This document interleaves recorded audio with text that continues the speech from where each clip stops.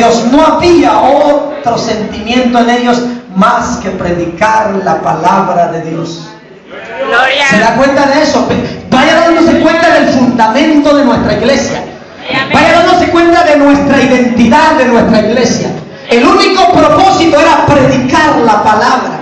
Ni siquiera se fijaban si había instrumentos nuevos, instrumentos adecuados. Ni siquiera se preguntaban si iba a haber campaña o iba a haber convención. Ellos, su principal propósito era predicar la palabra.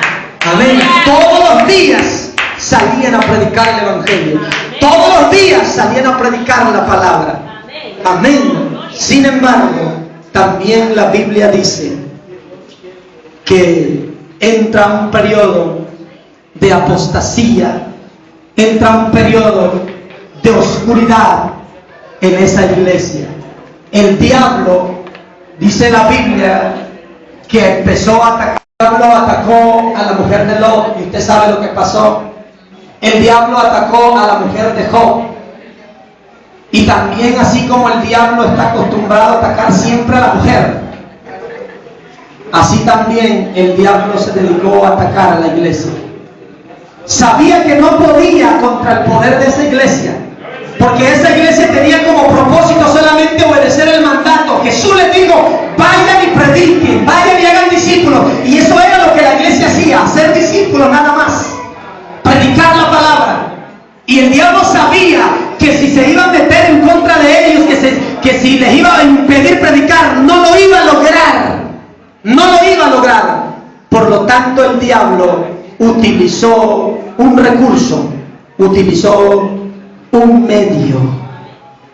Y ese medio fue a través de la política, a través de infiltrarse en el movimiento. La iglesia fue atacada.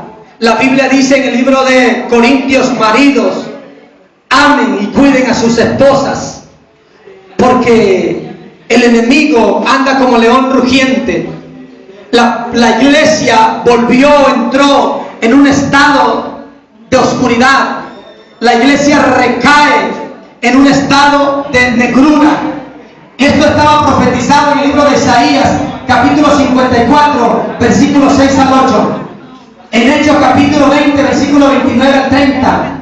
En Segunda de Tesalonicenses, capítulo 2, versículo 1 al 5. Y en Primera de Timoteo, capítulo 4, versículo 1. Estaba profetizado que este evento iba a llegar. Estaba profetizado que la iglesia iba a dejar de predicar. Estaba profetizado que la iglesia iba a dejar su principal función. ¿Cómo sucedió? Ya no estaba Juan, ya no estaba Pedro, ya no estaban los apóstoles, ya no estaban los frente de la iglesia. Si Pedro hubiera estado en este tiempo, si Juan hubiera estado en este tiempo, seguramente que Pedro y Juan hubieran permitido esta situación. Si Pablo se hubiera estado en este tiempo, yo me imagino que Pablo hubiera dado su vida para que esto no pasara. Pero ya también era una profecía que esto iba a pasar. Mire cómo sucedió. En el año 155 al año 220 entra a la iglesia un hombre llamado Tertuliano.